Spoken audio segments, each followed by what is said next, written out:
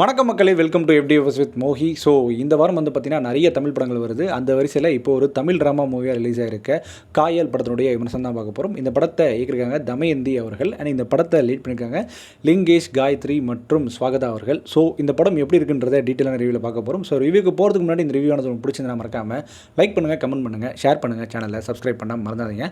So வாங்க நம்ம ரிவ்யூக்கு போகலாம். காயல் இந்த படத்தினுடைய கதை சுருக்கம் என்ன அப்படின்னு கேட்டிங்கன்னா, காயத்ரி ஓப்பனிங் சீன்லேயே தூக்கு போட்டு இறந்துடுறாங்க. ஸோ இவனோட அப்பா அம்மா அனுமோல் மற்றும் ஐசக் வர்கீஸ். ஸோ இவங்க ரெண்டு பேரும் வந்து பார்த்திங்கன்னா ராமேஸ்வரத்துக்கு ட்ராவல் பண்ணி அந்த அஸ்தியை கரைக்கிறதுக்காக போகிறாங்க. ஸோ அந்த ட்ராவலை நோக்கி தான் இந்த படம் நகரப்படுது. ஏன் காயத்ரி தூக்கு போட்டு இருக்கணும், இவங்க அப்பாவுக்கும் அம்மாவுக்கும் என்ன பிரச்சனை அப்படின்ற கதையை நோக்கி தான் இந்த படம் நகரப்படுது. இந்த படத்தினுடைய பாசிட்டிவ் நெகட்டிவ் பற்றி பேசுவோம். இந்த படத்தினுடைய பாசிட்டிவ் அப்படின்னு கேட்டிங்கன்னா, இந்த படம் எடுத்துக்கிட்ட விஷயம் முக்கியமாக அந்த கிளைமேக்ஸ் ரொம்ப நல்லா இருந்தது அப்படின்னு தான் சொல்லணும். ஸோ அந்த கிளைமேக்ஸ் தான் இந்த படத்தினுடைய ஒரு உயிர் நாடி அப்படின்னு கூட சொல்லலாம். ஸோ அதேமாதிரி நடிகர்கள் தேர்வாக வந்து பார்த்திங்கன்னா லிங்கேஷாக இருக்கட்டும், ஸ்வகதாவாக இருக்கட்டும், காயத்ரியாக இருக்கட்டும், அதுமாதிரி ஐசக்காக இருக்கட்டும், அண்ட் அனுமோலாக இருக்கட்டும், ரமேஷ் திலகா இருக்கட்டும், இவங்க எல்லாருமே இந்த படத்துக்கு என்ன தேவையோ நல்லாவே நடிச்சிருக்காங்க. முக்கியமாக எமோஷனலாக இவங்க எல்லாருமே நல்லாவே நடிச்சிருக்காங்க அப்படின்னு சொல்லி ஆகணும். ஸோ லிங்கேஷ் இந்த படத்தில் அறிமுக நாயகனாக வராரு. ஸோ அவருடைய பர்ஃபார்மன்ஸ் சரி இந்த படத்தில் நீட்டாகவே இருந்தது. ஐசக் மற்றும் அனுமோல் இவங்க ரெண்டு பேருடைய கெமிஸ்ட்ரி நல்லா ஒர்க் அவுட் ஆகுது. முக்கியமாக இவங்க ரெண்டு பேரும் அடிக்கடி சண்டை போட்டுட்டு இருப்பாங்க.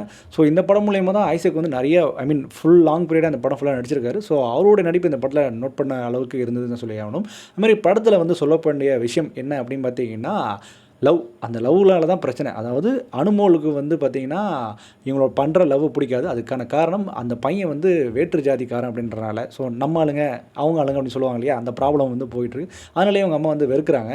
இவர் வந்து பார்த்திங்கன்னா அவர் எந்த மதமும் சம்மதம், என்ன ஜாதிகள் சம்மதம்ன்றது ஓகேவான ஒரு ஆள். இத்தனைக்கும் ஒரு போலீஸ். பட் இவங்க அம்மா கேட்டபடி தான் இங்கே வீடே நடக்கும் அப்படின்றனால முரண்பாடு ஏற்படுது, நிறைய பிரச்சனைகள்லாம் ஆகுது. ஸோ அதை கொண்டு போன விதம் நல்லா இருந்தது. அதுமாதிரி லவ் போர்ஷன்ஸ் காட்டப்பட்ட விதம் சரி கொஞ்சம் நல்லா இருந்தது அப்படி தான் சொல்லி ஆகணும். இந்த படத்துடைய ட்ராபேக் என்னென்னா, இந்த படத்தினுடைய ஸ்க்ரீன் பிளே அப்படி தான் சொல்லி ஆகணும். ஏன்னா படம் லிட்டரலி ஒரு 2 hours 20 minutes கிட்ட லென்த் போகுது. இந்த கிளைமேக்ஸ்க்காக எழுதப்பட்ட ஸ்க்ரீன் பிளே மட்டும்தான் தெரியுது தவிர இந்த ஸ்க்ரீன் பிளே இன்னுமே நல்லா கொடுத்துருக்கலாம். ஏன்னா நல்ல ஒரு கிளைமேக்ஸ் கொண்ட ஒரு கண்டென்ட்டு, அந்த கண்டென்ட்டை கரெக்டான ஸ்க்ரீன் பிளேயில் கொண்டு போக தான் இந்த படத்தினுடைய பிரச்சனையாக இருக்குது. ஏன்னா படம் பயங்கர ஸ்லோவாக ரொம்ப ரொம்ப ரொம்ப ட்ராகியாக போகுது. ஏன் இவ்வளோ இடத்துல போய் ஸ்டாப் பண்ணணும்? அதாவது காரை வந்து நைட் எடுத்தால் காலையில் போய் ராமேஸ்வரம் போய் சேரலாம், அந்த மாதிரி தான் சிச்சுவேஷன். அதுவும் பாண்டிச்சேரியிலேருந்து ராமேஸ்வரம் போகிறாங்க பார்த்துக்கோங்க. ஒரு 3-4 இடத்துல வந்து ஹோட்டலில் ரூம் போட்டு தங்கி நின்று பொறுமையாக போவாங்க.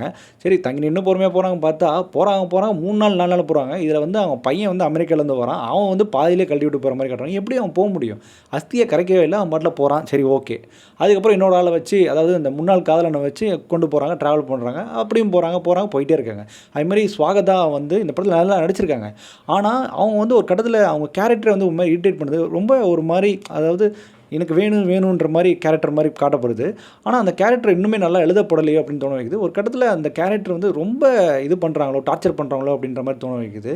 ஸோ எல்லா கேரக்டர்ஸும் வந்து பார்த்திங்கன்னா எமோஷனல் டெப்த்தாக காட்டுறாங்க. அந்த டெப்த்து வந்து நம்மளுக்கு பெருசாக இறங்கலை. அது சுவாரஸ்யமாகவே இல்லை. நம்மளுக்கு டெப்த்து இறங்கினா தான் இந்த படத்தில் உட்கார முடியும். பட் டெப்த்து வந்து பார்த்திங்கன்னா இவன் வரான்ப்பா, தண்ணி அடிக்கிறான்ப்பா. முக்கியமாக அந்த ஐசக் கேரக்டர் வந்து பார்த்திங்கன்னா வராரு, தண்ணி அடிக்கிறாரு, போகிறாரு, வராரு, தண்ணி அடிக்கிறாரு, போகிறாரு அப்படின்ற மாதிரி தான் போயிட்டே இருக்குது தவிர்த்து பெருசாக எந்த ஒரு கேரக்டருமே பெருசாக எழுதப்படலை. அனுமோல் கேரக்டரும் சரி. ஸோ இது மாதிரி கேரக்டர் டெப்த்தை நல்லாவே காட்டப்படலையோ அப்படின்ற மாதிரி தோண வைக்குது. நல்லா ஸ்க்ரீன் பிளே கொண்டு வந்திருந்தால் மேபி ஒர்க் அவுட் ஆகிருக்கலாமே தவிர்த்து மற்றபடி இந்த படம் எனக்கு வந்து ஒரு ஆவரேஜ் படமாக தான் தோணப்பட்டது. ஸோ இந்த படத்துக்கு நம்ம கொடுக்கக்கூடிய ரேட்டிங் என்ன அப்படின்னா 5க்கு 2.5. இந்த மாதிரியான மூவி ரிவ்யூஸ் ரெக்கமெண்டேஷன் நம்ம சேனல் தொடர்ந்து ஃபாலோ பண்ணிக்கோங்க.